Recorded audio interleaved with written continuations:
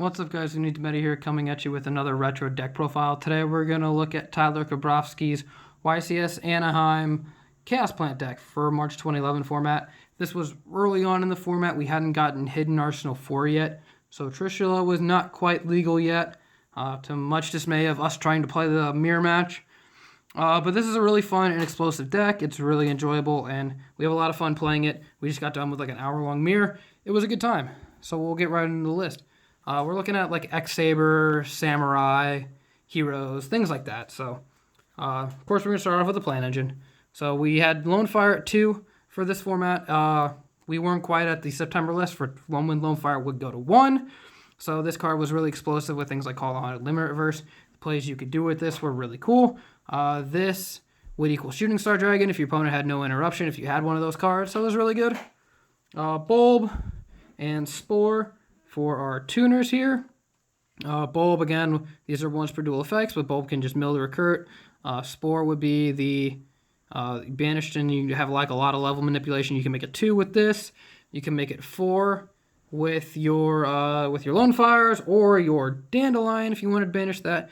Dandylion was great for generating tokens and things of that nature. It's a lot of fun card. And then you can even make it level 5 if you wanted to summon Mystic Tomato. Only one tomato. It didn't only have 2 targets, being the these two here, the Gale and the Sangan, but both were really good. Gale has a lot of uses, and it's really fun. It's a really interesting card and how it interacts with the game. Xian's kind of a pain, so this card can hurt Xian. And then the last card here, 2 Debris Dragon, again, to round out the Plant Engine. Debris Dragon, again, can only make dragons, but there are a lot of, niche interactions with it and a lot of, different targets and things like that. We have like a 6 we can make, we have 7s, we have an 8, and then, of course, we have the Shooting Star Dragon. Again, it's interesting because, like, even if you have, like, a Stardust on board and you've already used your formula, you can just bring back formula with Debris Dragon and then use it to make Shooting Star, which is kind of a cool interaction, cool play. 3 Rykos and 1 Lyla, just for general interruption, mill. Fill your graveyard full of plants and chaos monsters. It's a good light engine. Lyla's really good for baiting out your opponent's back row and making sure your plays go off. And you can use it with Gale, and you can make Arcanite Magician as a spellcaster. 2 Card Trooper. This is a Debris Dragon target. Draws when it dies. So it combos really well with things if they like space your Call the Haunted. Chain, Card Trooper, draw a card, go plus, combos really well. Tragoedia. 3, and it's a Debris target. 3 Chaos Sorcerers. This card is awesome. The fact that you can essentially go Chaos Sorcerer, banish, summon a level 1 tuner or a Lonefire to get a level 1 tuner, Arcanite Magician, pop 2 more cards, clear their board. It's just really imposing for simplifying the game state using very little resources to minus your opponent. And then the last monsters, we have Gorz, Trag is at 1 here, so the last format would be at 1. It would go to 2 in September, and then just 1 Veiler. It's interesting to see how far behind we were in the thought process of Max C, because Max C was legal, so it is really interesting to see that people opted not to play Max C in the main board, even though it was really good in the mirror. It was essentially like a 1-for-1 in a lot of other decks. I mean, it's not really good against heroes, but it is a 1-for-1 in those decks. And it really stops the swarming of like 6 Samurai, especially if you're going second. So we hadn't quite figured out how good Maxi was yet. On to the spells. 1, Foolish Burial. Foolish Burial is a power play in itself to be able to send Spore, Bulb, Dandy, whatever we need. If we need a light or a dark for a Chaos Monster, we can do that. Foolish Burial is just really versatile in that regard. It allows you to do a lot of different things. 1 charge of the Light Brigade to fuel up our graveyard for the mill of cost. You can mill for cost, even if your opponent negates it with their Xian. And of course, if they've already negated, you can go get Ryko, and that card really hurts Xian if it's their only monster on board. 2 Pot of Avarice. We can fuel our graveyard super easy for this card. So 2 Pot of Avarice. It's very easy to make this card live. Obviously, there's stuff that we don't want to put back if we're like holding that light and dark for that Chaos Sorcerer. We really don't want to put back Dandylion because we know we're just going to draw a Debris Dragon or things like that. So you do have to be careful about what you put back. But Pot of Avarice overall being a +1 and being able to reuse your Synchro monsters late game, this card can be pretty game breaking, especially because you can mill it pretty easily. So you don't want to just play one, of course. 2, Pot of Duality. There will be turns where we're just, setting a Ryko, summoning a Lyla, setting a Sangan, summoning a card trooper. There'll be turns that we're not trying to special summon, but basically set up the play where we can just win the game in one turn, or put ourselves in a position to just outright win the game. So Pot of Duality is good for that. These games are pretty swingy. When you feel like you definitely have the advantage, you really don't.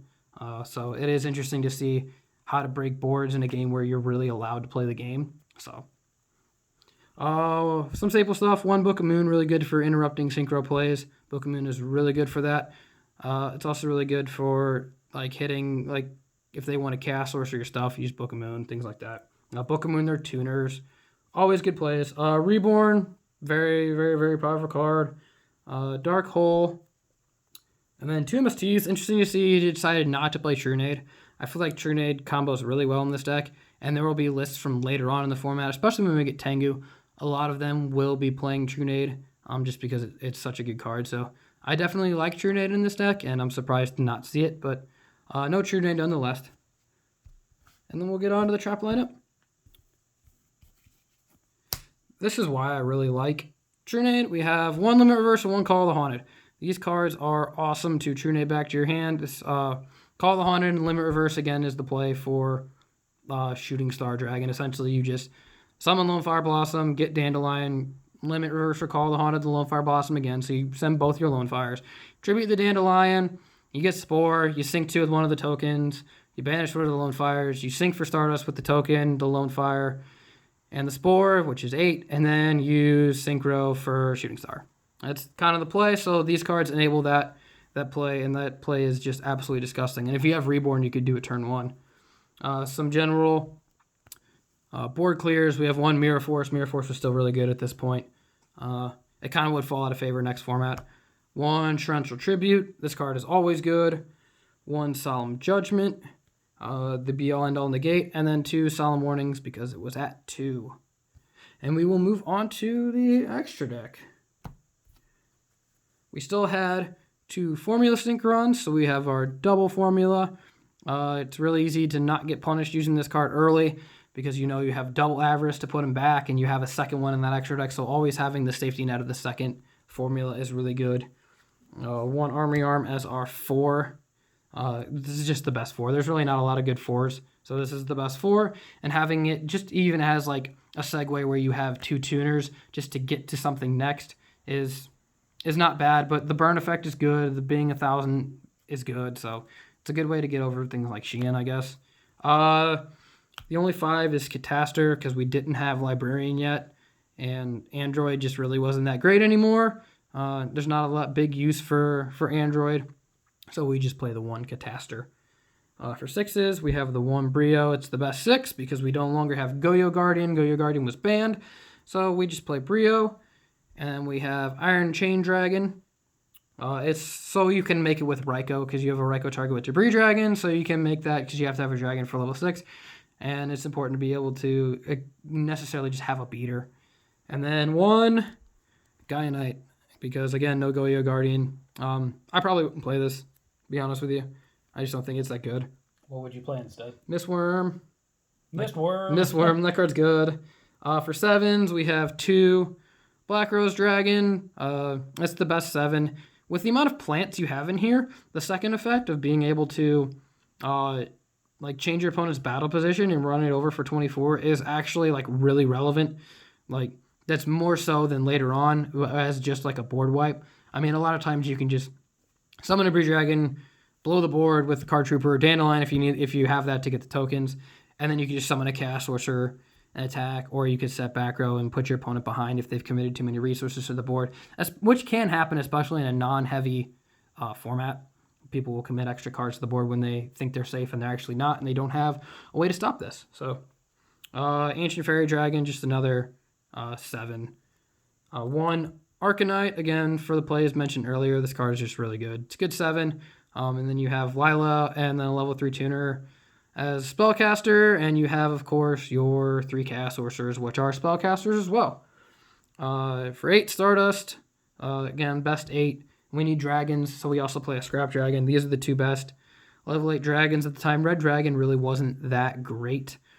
Colossal Fighter, because we can do like Chaos Sorcerer plays and then use like a formula, or we can make Bulb level 2 or Spore level 2 by banishing Bulb if we've already used it. And then this card is obviously really good against Samurai because it just becomes giant. And then the aforementioned MVP, the Shooting Star Dragon, because this card is nuts. The negate attack thing is really relevant. Everything is relevant except for the milling of the tuners, because you don't play that much, and then you'll attack for have 0 attacks, and that won't be great. Do it, yeah, YOLO. On to the side deck. The second Veiler, just for going second, stops Kageki, which is important. Also going second, we have 2 Maxis. There were not a lot of lists that played Maxi, so it is cool to see some Maxis, even if it is in the side. Card's good. Card's really good. It just wasn't, the potential wasn't realized yet. So there is a format library tournament, and we'll see coming up next weekend. We'll see how many Maxis we actually see in that tournament. 2 Cyber Dragons, again, for going second. No Chimera Tech, though, but we do have the 2 Cyber Dragons. And then the only spell is 1 Intercept Wave, which is really interesting. This is really cool.